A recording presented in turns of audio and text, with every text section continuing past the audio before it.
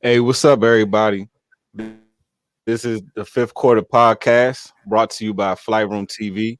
This is Lighthouse. I'm here with my brothers today. I got Remy Plead and I got Sayal.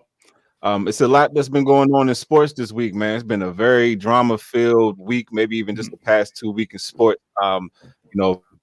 Very notable person, a person that we all grew up watching, on the basketball court, Hall of Famer. He made the transition into the analyst game, and then he did was involved in some behavior that was questionable to some people. Ended up losing his job. What do y'all think about the whole situation with Paul Pierce? Was he tripping? Was the truth tripping? Do you think he deserved what he got? What's your overall outlook on the whole Paul Pierce situation? First of all, it looked like a good ass time. And then second of all, I mean, it did. It's like everybody can have like these like, you know what I'm saying, these social media personalities, and they influence. I mean, they kind of like, they emphasize like on, people's just celebrity, and then you can't be, who you are. So that's kind of fluke. So, I mean, he was having a good time. Of course, he had like the smoking, the drinking, the females and all that. Of course, I mean, ESPN is corporate, but ESPN is like a dying. That should have been like, it's a dying corporation. It's been dying for like the last 5 years. And I don't think the truth is tripping for real. Because like after that shit happened, he was like, what I'm saying, on to bigger and better things. But I don't. It's kind of messed up, but hey, you got to know where to get in line from. Yeah, I mean, so I think he is tripping only for the simple fact that he recorded himself doing the joint and he went live. Like that's it. Like the way live. Yeah, I mean, what he was doing is typical weekend behavior, Friday, Saturday, and then all of a sudden you already know he in Cali, so I think weed is legal. 100% legal, yeah. So I think the biggest thing is probably like, what I'm saying. I think even one of the reports said the biggest thing was he recorded himself. It wasn't like somebody else recorded him. It was because he recorded himself. And so like he put it out there that's what he was doing and that's what he's about. And then also you got to think about it, like some of his basketball takes make him replaceable on ESPN. I mean, even whatever, regardless of what network or regardless of what analyst it is, they always got somebody, some former past player that could be like, I'm gonna just fill in for this. Think about it. Kendrick Perkins is one of the main guys. Yeah. I hope they don't like correlate. Like, I mean, Paul Pierce been saying some wild shit, like, the whole D Wade, like how he's like above D Wade and all that stuff. I mean, some of the stuff he said is outlandish. Some of the stuff he said is debatable. But I just hope they don't correlate the two with him like drinking and smoking and him making these outlandish statements. So I don't know. Would you? Yeah, I mean, Margaret? Yeah, I think that. I think I agree with. I agree. I think he was tripping, but it's all based in perspective. Like he does, because it didn't seem like he really cared too much about that job. Now if you were a person that's trying to keep your job, you were 100% absolutely tripping.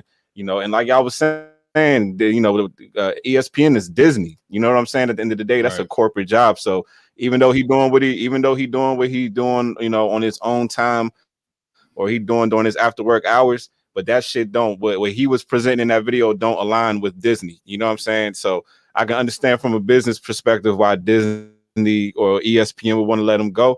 But if he seemed like he cool with this shit, because I saw absolutely no, remorse. Like the nigga looked like he was ready to lose his job. So I ain't got no problem with, personally, I ain't got no problem with him. You know what I'm saying? Like I don't see nothing wrong with anything he did. He was a nigga with money enjoying this, you know what I'm saying? Enjoying this time. You can't get mad at that shit. But yeah, that's how I look at it. I have no problem with Paul Pierce, and I also have no problem with ESPN firing him over that situation, because I mean it was reckless. And like I was saying, that record yourself is different from somebody else recording you. So yes, it was irresponsible. Yeah, it was irresponsible. But like now that you say it, seemed like he kind of want to jumpstart, him getting up out of there.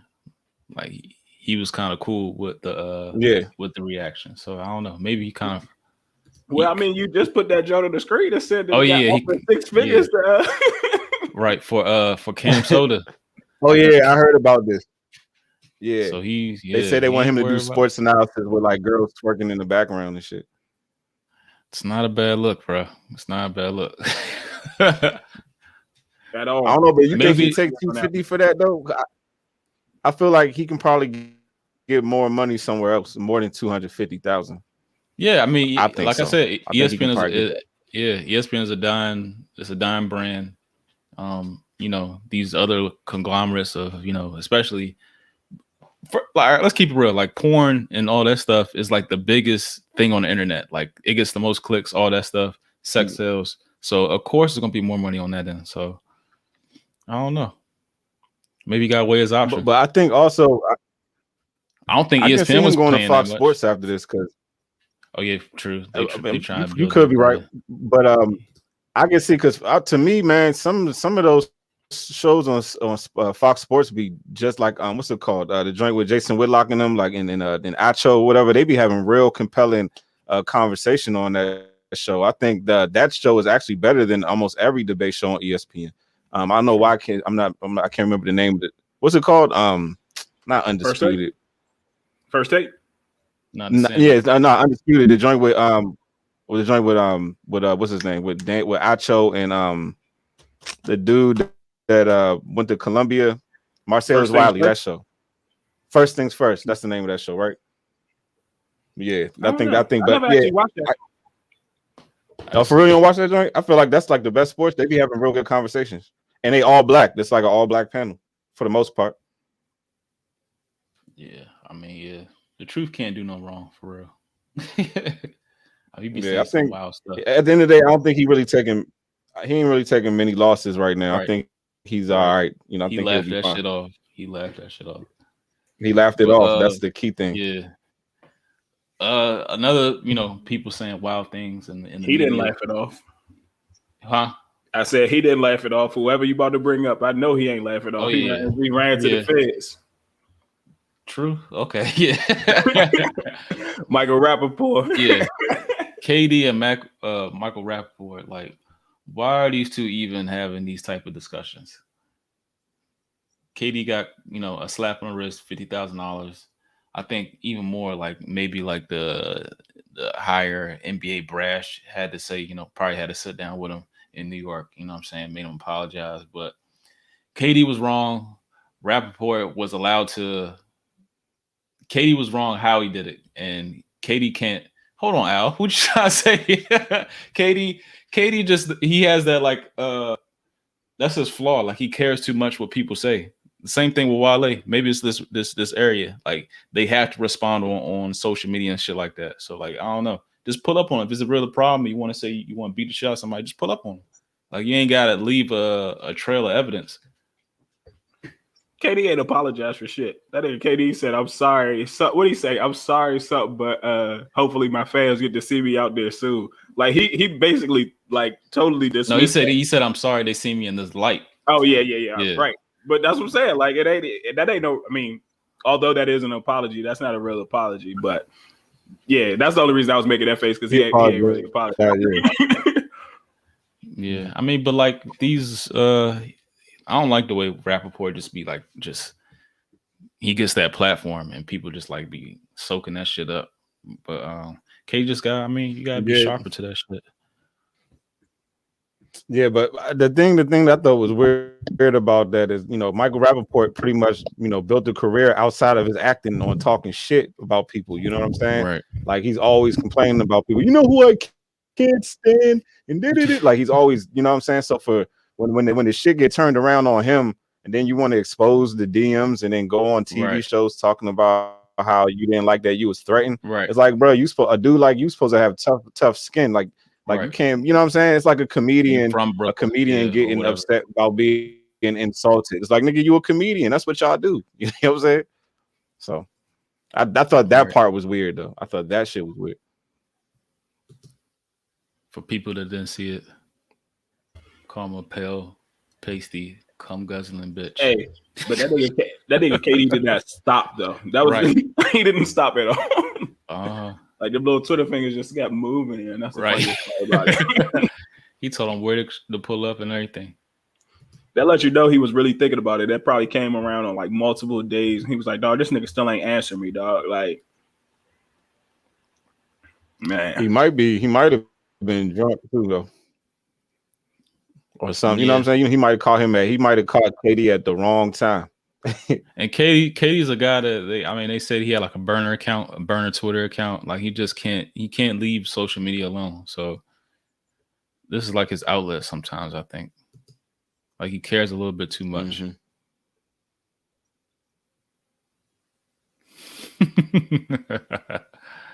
talking about his wife and shit. Right. Yeah. Michael Rappaport went on Skip and Shannon. Yeah, did you hear him? Yeah, like, fake crying and shit. Yeah. I was like, dog, this is weird. Like, it's weird as shit. It's weird they even gave him that platform for real. But the thing is, you could tell Skip and Shannon ain't really want to talk to that nigga. They was just like, the look on their faces was like, this shit is stupid. But I guess they, they just had to do their job. But you could tell they really didn't want to talk to that nigga at all. Yeah. For the entire segment, however long that segment was, they was looking like, why is this? I saw that shit too. I know you can see it. You can feel the energy. You can clearly see that shit. This is crazy how they're just dealing with Kyrie dealing with the bullshit. James Harden get picked at. Blake Griffin's getting picked at. Like I think this is just like more fuel to fire. Like they're gonna run through the playoffs. Katie just came back like last night maybe. Yeah, so so I think they gonna run through shit. It's gonna be hell. Everybody gonna catch that shit as long as they stay healthy. Health is a big thing, but like the way their names are just been getting dragged lately is bad news for the league. Hey, I really feel like the Mamas might be like the super villains of the league. Like exactly, and they're embracing that shit. Yep.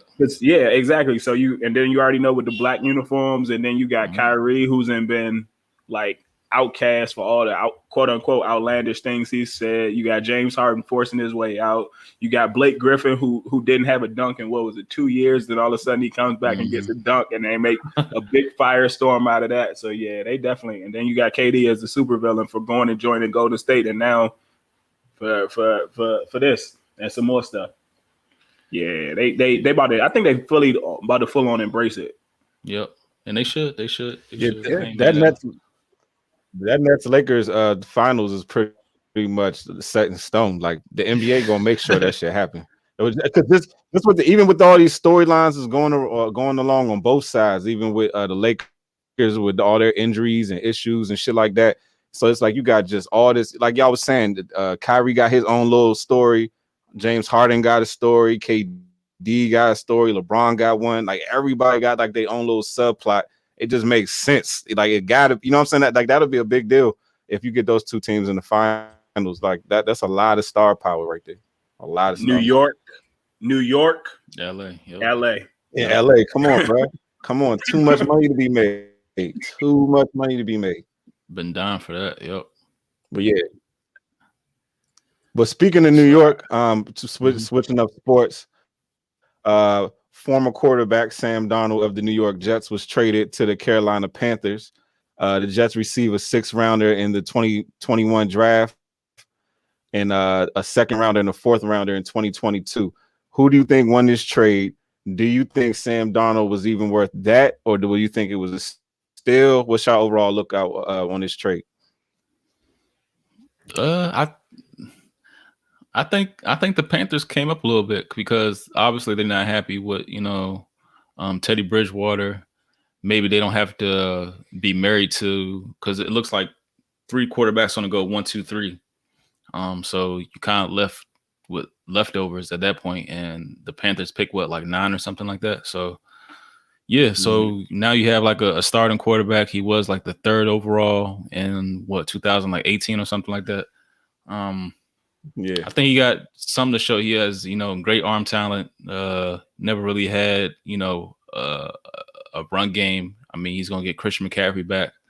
Has the offensive minded coach. So maybe this is like, a come up for the Panthers. The Jets get a little bit back.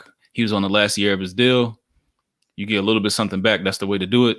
You don't just let somebody walk out the building. You get something for it. So I think it fit both parties evenly.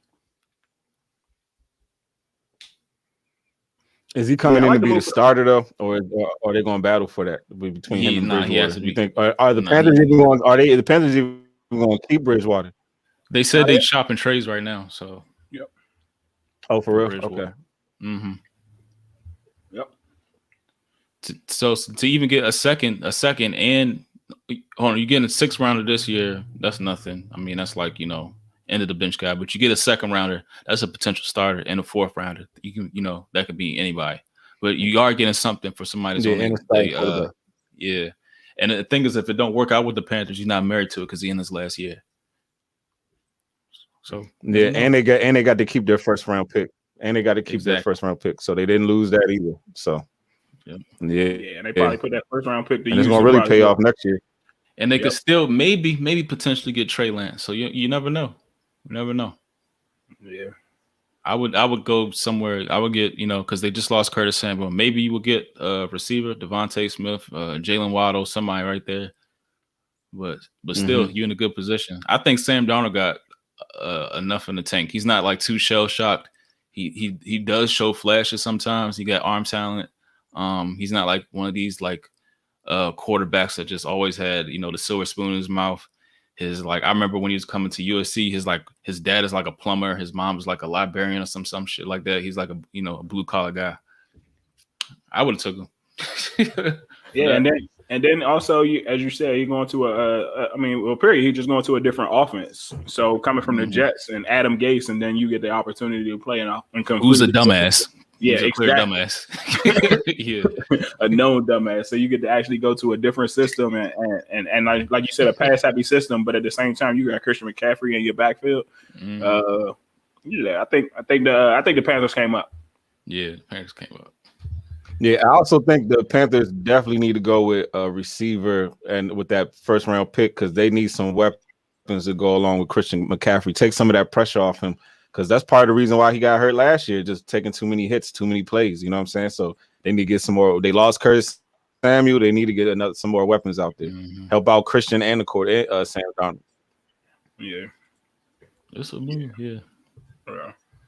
And then the Jets got a whole new head coach, so you already know head coach usually means new quarterback. Yep. So, almost every time. You ain't my guy. You are not my guy. And all right, and speaking of head coaches and quarterbacks, the combine kind of ran like the same this year, but it was a more emphasis on pro days. What did y'all get from like the pro days? It was, televised for the most. It was a lot of production in pro days. The combine ain't happened yet. It did. I ain't watching the combine. I don't think they having the combine. No, they are. It's at the end of the month though. Okay, then I watched some. Okay, I watched some combine like pro days, like some Bams that stood out. Wait, the draft this month?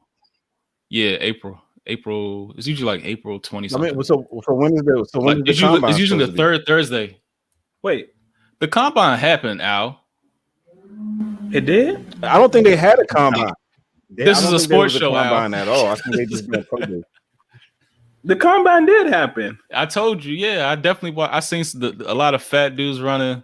I seen a lot of, but yeah. Not a lot of people did like the 40s. Not a lot of people did the like throwing. Not a lot of quarterbacks did throwing. A lot of quarterbacks did the separate, pro days. Yeah, because Rondale Moore, he was like the one of the standouts in the combine. Nigga ran like a 4.3, had like a 40-something vertical, bench press 225 like 20 plus times. Like he had a monster pro day, and this is a receiver / running back from where you from? Like Purdue? Yeah, the Purdue or Vanderbilt. Purdue. Yeah. But he was the freshman of the year too when he came out. Yep. Zach Wilson, he stood out in his pro day. I think that's what made the Jets kick the tires on the picks that we're talking about. Justin Fields looked great in his pro day. A lot of the Alabama players didn't participate in pro days. Mac Jones did. He didn't look all that great. I don't know why people still got him as a first round pick. Devontae Smith didn't do a pro day. Hey, that's a topic within itself. Right, that Mac Jones shit is a conspiracy, dog. Come on, hey, be completely honest. I'll watch it Alabama like all through this season. In my mind, looking at him, I was like, oh, that's a 4th or 5th round pick. There was nothing told me he was a 1st or 2nd round pick. I remember they was talking about the Redskins was thinking about maybe taking Mac Jones in the later round. And I was saying to myself, I'd rather take Kyle Trask. Like, I was more impressed watching Kyle Trask at Florida this season than Mac Jones. So I don't know, bro. I don't know where this shit coming from. I don't get it. I just don't get it. One of the craziest parts about it is like how he even jumped up the board or jumped up these little mock drafts and everything. And they talk about his connection and everything he's done in Alabama. And then they also never talk about like the best Alabama quarterback. When's the last good Alabama quarterback that came out of Alabama? They never talk about that, right? But then when it comes to Justin Fields, they always say like, he's a system quarterback, and like the guys from Ohio State have not, or they have said the guys from Ohio State haven't translated in the NFL, and so they downgrade Justin Fields for the same thing that they are applauding Mac Jones for, or similar things that they're applauding Mac Jones for, which is crazy, yo. It's insane. Oh, not even just that. Mac Jones has only started one season, and that's the same reason why they were saying that Haskins fell in the draft, because they said he only started for one season. Mac Jones lost his starting job. He got who was the Alabama quarterbacks before him? Because Mac Jones got like jumped over multiple times. You know what I'm saying? So Tua, Jalen Hurts. Yeah, Jalen Hurts and Tua. Yeah, they both jumped over his ass. I think, if I'm not mistaken, he was at Alabama before them, and they both came in and took his job. So, but yeah, we will see. Other pro day, that shit ain't real. And then Devontae Smith ain't do a pro day. Jalen Waddle ain't do a pro day. Najee Harris ain't do a pro day. Like some of the bigger names didn't do pro days. Kellen Mond today had a pro day. He looked pretty good. I think we could look at him later in the draft from Texas A&M. Big arm, strong dude, pick up first downs. I saw them. They were saying that we might take him in the 2nd round from the mock drafts I was looking at. They were saying there's a good chance we'll take him in the 2nd. I wouldn't do 2nd because we just have a bad reputation for 2nd round picks. If you look at like our past 2nd round picks, you got like Sua Cravens, Ryan Anderson, David Emerson. Somebody in the 2nd round. Somebody got it. Yeah. But the thing is, like, as soon as you bring a 2nd round quarterback in, they always going to, project him. Like, when's he going to start? When is he going to start? When is he going to start? Exactly. So I don't want none of that shit, to be honest with you. At all. I don't want to do none of that quarterback drama in DC, man. Shoo him right out. So, yeah. Yep. But yeah, so the pro days, and like, who else stood out to y'all? Justin Fields. Yeah. He ran 4.44. Like, goddamn, he's going 3rd. The 49ers did not trade all that shit to get Mac Jones, bro. Nobody's trading that to get Mac Jones. I don't care what nobody fucking say. Not for him. Not for him. And what's the other dude? The other guy, North Dakota State. What's his name? Trey Lance. Trey Lance. I could even see them doing that for Trey Lance, but not for Mac Jones, bro. Nah. What you gonna do if they do? What you gonna do if they pick Mac Jones at number 3? How crazy? Hell no. Then I'm fucking wrong. I'm like, goddamn. I guess sometimes the ESPN niggas be. It's sometimes when shit be sounding crazy. I guess they sources really be official. Like, if this shit actually comes out and they take Mac Jones, I'll give these ESPN niggas way more credit than I usually do. Because a lot of times I'll just be thinking they just be talking shit, or they be trying to push, whatever narrative they want to push. But if this is real, then I stand corrected, man. I stand corrected. Yeah, ain't no way. I think one of the Bamas that stood out to me for the draft was, for the pro days was Jamar Chase. Ooh, yes, he did. Yeah, he did. Oh yeah, A yeah, monster. he killed that shit. Especially after he sat out this year too. So then he came back and ran like a 4. I want to say maybe a 4.38, and then he had like a sub. I mean, a crazy vertical, and then he just looks like a 41. Yeah, it just looks like a specimen at the receiver position. Pause. So yeah. Nah, he definitely. I think he gonna probably be the first. I think he definitely gonna be the first receiver taken. Like either him or the tight end from Florida, one of them two. But Jamar Chase probably going. And then he ran a 4.44 in his what's all these 4.44s in the 40 in the 40 this year? But, he ran one too. The tight end, the tight end from Florida. I don't know why I'm like forgetting all these names today for some reason. But yeah, him. So, but yeah, Jamar Chase probably definitely going to be the first receiver taken. All right. So real quick, who going first? Which wide receiver going first? Jamar Chase or Devontae Smith? Chase. I think Jamar Chase going first, even though based off what Devontae did this season was crazy. But it's two things why I would take Devontae Smith down a little bit, because Jalen Waddle was supposed to be their number one receiver before he got hurt. So if Jalen Waddle never would have got hurt, then Devontae Smith probably wouldn't have won that Heisman. So that shit opened him all open, because coming into the season, Jalen Waddle was the star receiver.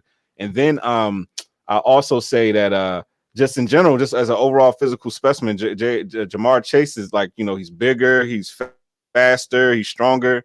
I mean, so I would definitely see a team taking Jamar Chase over him just for those reasons alone. Yeah, the size is going to hurt Devontae Smith, even though he's still going to get drafted first round. The size is definitely going to hurt. Mm-hmm. It's like so you would take somebody who sat out last year over somebody who played last year? Yeah, he fresh. What? Right, but look, just comparing these two. All right, but remember this. Remember, right? Last year's draft was like probably one of the greatest receiver drafts like ever, and he would have been the first nigga taken last year. He would have been the first receiver taken in last year's draft if he would have came out as a sophomore. You know what I'm saying? Like, that's how good that nigga. He won the Biletnikoff that year. The nigga won the Biletnikoff as a sophomore against all those guys. You know what I'm saying? So that says a lot. Okay, I'm still taking CD. Yeah. Oh yeah. Well, I don't know, bro. I don't know about that one. I ride for my guys. He'll beast though, CD. Yeah, nah, he was one of my favorite receivers in college though. Back at Oklahoma though. Yeah, he just jumped out. You could tell he was going to be a first round pick. You just knew it. Oh, bro. Hey, speaking, Travis Rudolph from Florida State got charged for murder. You heard about that shit? What? Remember Travis Rudolph, the wide receiver from Florida State? I think he was there during the Jameis years. He was like their number one receiver. Travis Rudolph got charged for murder like a couple days ago. It's crazy. That's crazy. You want to know why that's crazy? Well, it's the same thing with the similar. No, I'm not even gonna say it. This is crazy because this the same guy that was sitting at the lunch table with the remember, like he grew his popularity because he was sitting at the lunch table with the with like a kid that was like outcast or something. Like he became known for that on ESPN, and they pushed that narrative for how he was like. That was like who he was. Like he was always going to go out his way to make sure like somebody wasn't right. You know what I mean? Yeah. Was that him? Was that him that sat with the kid? Yes, I remember that. I definitely remember that. Wow. That's wild. Man, he was a beast at Florida State, man. And I thought he was going to be good in the pros, but it didn't work out in the pros for him. But like this story is crazy though, man. Like to go from that high to down to being charged for murder, man. Yeah, that's a sad story. It is. But yeah, we could wrap right here. Rapid fire. We got the draft coming up. A lot of good things coming up. We might do a mock draft coming up soon. This is the Fifth Quarter Podcast, episode 19, brought to you by Flight Room TV. Let's get some responses from other dynamics in the football world, because you know we talk Redskins, we talk Cowboys, we talk Eagles, all about the NFC East. So like we want to hear, you know, other listeners, watchers from other dynamics of, you know, the National Football League. But yeah, keep it close, keep it cool. It's Flight Room TV, baby. Peace. All right, peace, y'all.